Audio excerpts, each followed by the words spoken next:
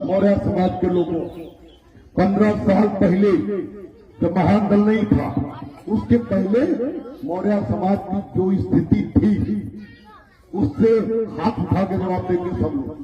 जो लोग सब बोलेंगे सब जवाब देंगे, और जो भी जिसका जवाब होगा वो अपना अपना सही जवाब देगा। मुझे खुश करने के लिए कोई जवाब नहीं देगा। यहाँ इतने लोग बैठे, हजारों की संख्या। मैं आपसे पूछ रहा हूँ कि 15 साल पहले जब महान दल नहीं था तो मौर्य समाज की जो स्थिति 15 साल पहले थी उससे आज बेहतर हुई है कि नहीं?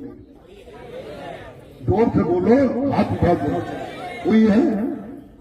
जो दबंग जातियां, मैं किसी जाति का नाम नहीं ले रहा, जो समाज की दबंग और मजबूत जातियां मौर्य समाज को 15 साल पहले कीड़ा मकोड़ा नहीं समझते थे, वो आज अब सम्मान, महत्व और प्यार देने लगे, नहीं देने लगे, महत्व देने लगे, नहीं देने लगे।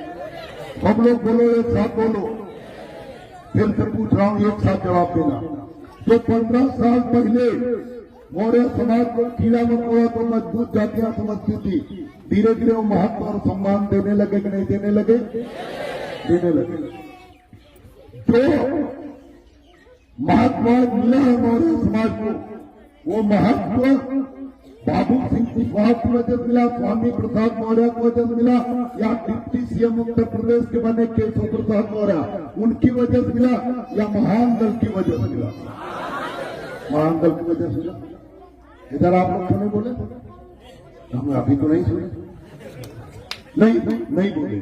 चलो ठीक है, सब लोग बोले। फिर से एक बार बताओ, जो आपका महत्व मिला वो किसी बिरादरी के नेता जो सपा बसपा भाजपा में है, स्वामी प्रसाद मौर्य, बाबू सिंह कुशवाहा या डिप्टी सीएम केशव प्रसाद मौर्य, उनकी वजह से समाज की स्थिति, मौर्य समाज की स्थिति मजबूत हुई, महत्व मिला, या महान दल की वजह से मिला? महान दल की वजह। सब एक बात, सब एक साथ सहमत है। तो बताओ, अगर मैं भाजपा में या कांग्रेस में या सपा में या बसपा में, मैं अगर पैर पकड़ के बाबू सिंह कुशवाहा की तरह, स्वामी प्रसाद मौर्य की तरह, केशव प्रसाद मौर्य की तरह अगर मैं मंत्री बन भी गया होता, मुख्यमंत्री भी बन गया होता, तो आपकी स्थिति मजबूत होती क्या? नहीं होती। क्यों मजबूत हुई? क्योंकि मैं किसी के आगे झुका नहीं, न सपा के आगे, न बसपा के आगे, न भाजपा के आगे, न कांग्रेस के आगे।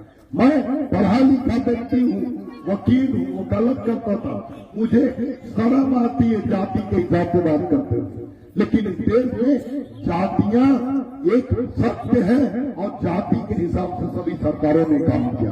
किस तरह काम किया मैं समझा। भाजपा और कांग्रेस की सरकार थी। कांग्रेस की सरकार में जाटव समाज ने अपना पूरा वोट दिया जब बसपा नहीं बनी थी। बोलो, दिया नहीं दिया? दिया। बसपा की सरकार जब नहीं बनी थी, जाटव, हिंदुओं में सबसे ज्यादा वोट जाटव का है। हिंदू समाज में सबसे ज्यादा वोट 15% जाटव समाज का वोट है। और जब पूरा वोट बसपा बनने के पहले आंख बंद करके जाटव समाज बसपा को वोट दिया करता था। देता था, नहीं देता था? कांग्रेस को, कांग्रेस को देता था। बसपा बनने के पहले दिया। क्या मिला जाटव समाज को? अन्याय, अत्याचार का अलावा कुछ मिला होता था? तो कांग्रेस ब्राह्मणों की पार्टी बनी थी। जितने स्कूल कॉलेज बने ब्राह्मणों के बने, जितना विकास हुआ ब्राह्मणों का हुआ। 90-80% नौकरी में 3% जिसकी संख्या ब्राह्मण की, 80% नौकरी में पहुंच गया। जाटव समाज को क्या मिला? बसपा की सरकार जब तक मजबूत नहीं हुई, जाटव समाज के लोग, पूरा दलित समाज सबके सामने कुर्सी पर नहीं बैठता था, जमीन पर बैठता था। लेकिन ब्राह्मणों ने क्या किया? ब्राह्मणों ने, जो हमारे गुरु थे, ब्राह्मण हमारे गुरु थे हिंदुओं के, उन्होंने क्या समझाया? हमारी मां को समझाया, हमारे पिता को समझाया, आपके बाबा को समझाया, आपकी मां को समझाया, आपके पिता को समझाया। क्या समझाया? कहा, कुत्ता सुअर बर्तन उठा कर ले तो धुल कर इस्तेमाल कर ले, लेकिन जाटव समाज का व्यक्ति अगर बर्तन बाहर से भी छू दे तो फेंक दे। बताओ क्यों कहा? गुरुजी ने क्यों समझाया? गुरुजी बड़े बुद्धिमान हैं। उन्होंने इसलिए समझाया क्योंकि जाटव समाज के लोग गंदा काम करते थे, मरे जानवर उठाते थे, सुअर चराते थे। लेकिन मेरे भाइयों, मेरे बच्चों, एक बात बताओ मुझे कि जाटव समाज इंसान था, वो बड़े जानवर उठाता था, हड्डी उठाता था, गंदा काम करता था, लेकिन हाथ को धोता रहा होगा कि नहीं धोता होगा? बोलो, धोता था कि नहीं? लेकिन कुत्ता, खुजली वाला कुत्ता जिसके सारे बाल गिर गए, खुजली वाला कुत्ता, सड़ा हुआ कुत्ता, मरे जानवर खा के आया, मरे जानवर की चमड़ा नोच के आया, मरे जानवर की हड्डी खा के आया। और आपके बगल में, सुनिए, आपके बगल में, अरे क्या कर रहे हो? सामने ही बैठे हो, क्या कर रहे हो? सुनो तो, मरे जानवर खा के आया, मरे जानवर की हड्डी चबा के आया, और बगल में आपके खेत में टट्टी पड़ी थी, उसे भी खा के आया, और आपकी बाल्टी मुंह डाला।